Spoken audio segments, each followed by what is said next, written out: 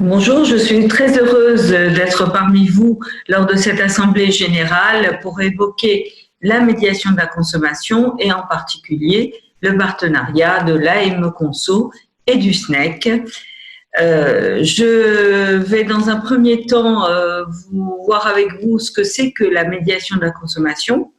Alors, qu'est-ce que c'est? Eh bien, c'est une médiation conventionnelle, c'est un processus très structuré par lequel un consommateur et un professionnel tentent de parvenir à un accord en vue de la résolution amiable d'un litige, d'un différend, avec l'aide d'un tiers, et ce tiers, c'est le médiateur de la consommation.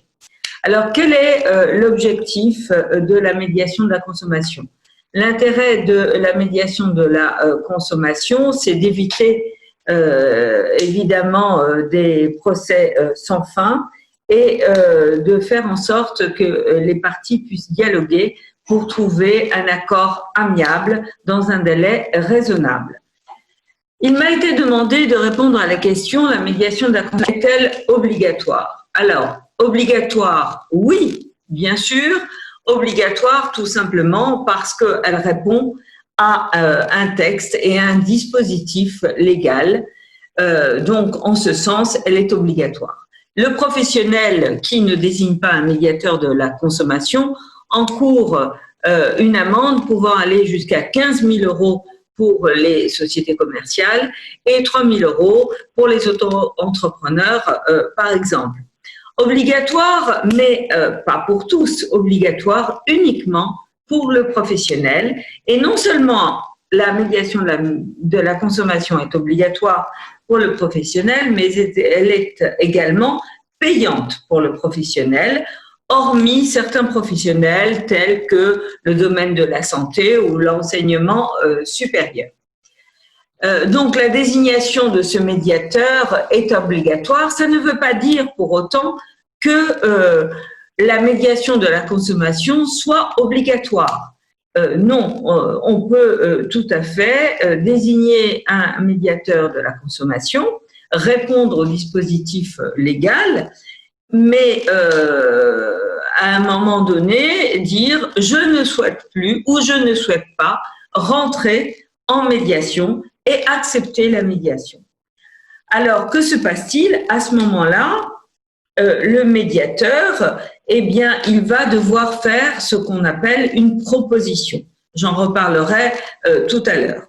Donc, vous avez compris que le professionnel a juste l'obligation de désigner un médiateur. Cependant, il doit vraiment mettre en place un dispositif efficient et efficace. Il ne s'agit pas de dire « c'est bon, j'ai désigné mon médiateur de la consommation, donc maintenant je suis tranquille ». Non, il faut vraiment que ce dispositif soit mis en place d'une façon efficace et efficiente. Donc, vous choisissez un médiateur de la consommation et le SNEC d'ailleurs a été l'un des premiers à proposer à ses adhérents de mettre en place cette nouvelle obligation et à négocier avec l'AME Conso des tarifs tout à fait privilégiés. L'AME Conso a été référencée depuis maintenant presque 4 ans, puisque le référencement a eu lieu le 27 juillet 2016.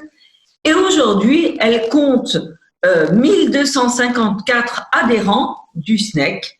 Donc, bravo à vous tous pour cela. La convention avec le médiateur de la consommation étant obligatoire, et elle est obligatoire pour 3 ans. C'est une durée qui est fixée par les textes. Ensuite, eh bien, il s'agit d'un renouvellement. Et là, actuellement, eh bien, nous sommes en période de renouvellement pour à la fois le référencement de l'AME qui a été référencé, renouvelé auprès de la DGCCRF et de la CECMC, mais également également auprès du SNEC. J'ai le plaisir aujourd'hui de vous indiquer que votre président et votre secrétaire général ont mis en place ce renouvellement. Et l'AME, qui est tout à fait soucieuse de préserver d'une part les relations avec le SNEC et d'autre part soucieuse aussi des tarifs et de la concurrence, eh bien, a souhaité ne pas augmenter ces tarifs et bien au contraire les a modulés dans votre intérêt.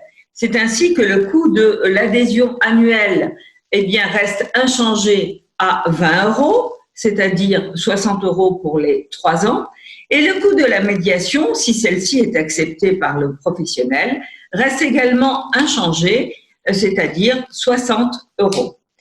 Toutefois, aujourd'hui, afin d'éviter des lourdeurs administratives, puisque la CECMC maintenant nous a obligés à faire ce qu'on appelle une adhésion individuelle en ligne, eh bien, le SNEC a décidé, et je le remercie vraiment, d'avancer le coût également de la médiation lorsqu'elle n'est pas refusée par le professionnel, et ensuite, à charge pour le SNEC d'en solliciter le remboursement auprès des professionnels adhérents qui ont fait l'objet d'une médiation. Alors, le processus de médiation, comment ça se passe, etc., il est très encadré. Le consommateur va pouvoir faire une demande de médiation.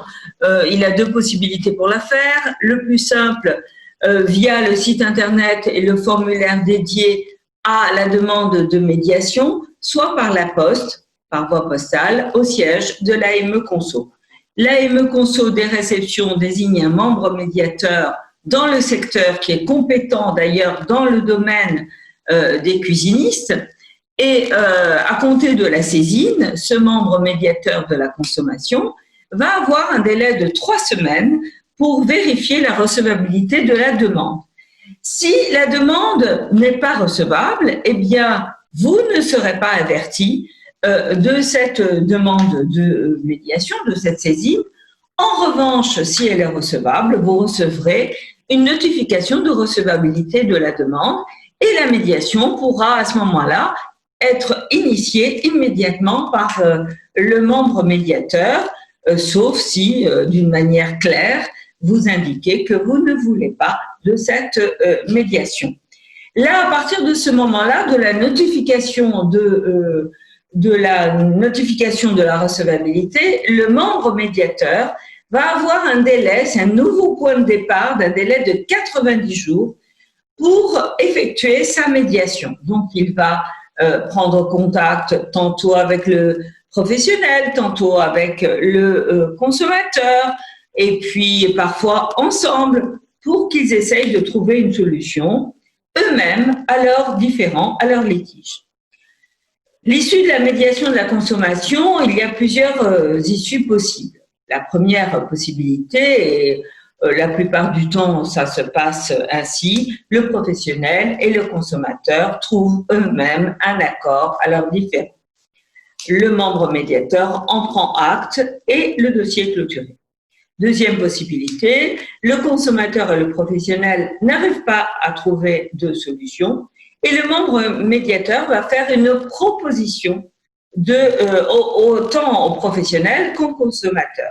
Il va alors laisser un petit délai pour réfléchir, mais l'un et l'autre peuvent refuser cette proposition et donc ils sont complètement libres à ce moment-là, éventuellement, d'aller en justice ou, s'ils trouvent une solution, même de faire homologuer leur accord par le juge. C'est aussi une possibilité pour leur donner une force exécutoire, donner une force exécutoire à leur accord. En réalité, il faut bien se dire que très peu font homologuer.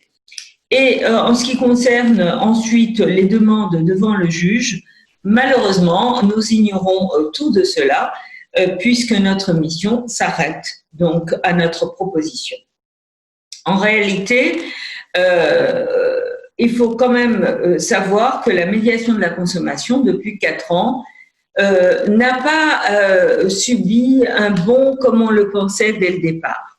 En ce qui concerne le SNEC, il y a eu en réalité assez peu de saisines, et je vous félicite, puisqu'il n'y a eu que 53 saisines en 4 ans, ce qui est très très peu. Et ça veut dire quoi? Ça veut dire tout simplement que le SNEC a un excellent service client qui règle la plupart du temps les différends, les litiges, et que vous avez une très belle politique commerciale et très efficace. Alors maintenant, nous sommes à nouveau unis pour 3 ans, puisque ce renouvellement a été signé avec le SNEC. Nous nous réjouissons et nous vous remercions de votre confiance. Et puis, un remerciement tout à fait appuyé à votre président, Monsieur Aymeric Foissé, que je remercie véritablement, et à votre secrétaire général, Monsieur Christian Sarraut. Merci à tous de votre écoute. Très belle assemblée générale. Et vous pouvez à tout moment joindre l'assistante de l'AME ou moi-même en nous téléphonant ou en nous adressant un mail. Vous avez toutes les coordonnées sur notre site internet AME Conso. Voilà, très belle assemblée générale à tous et merci.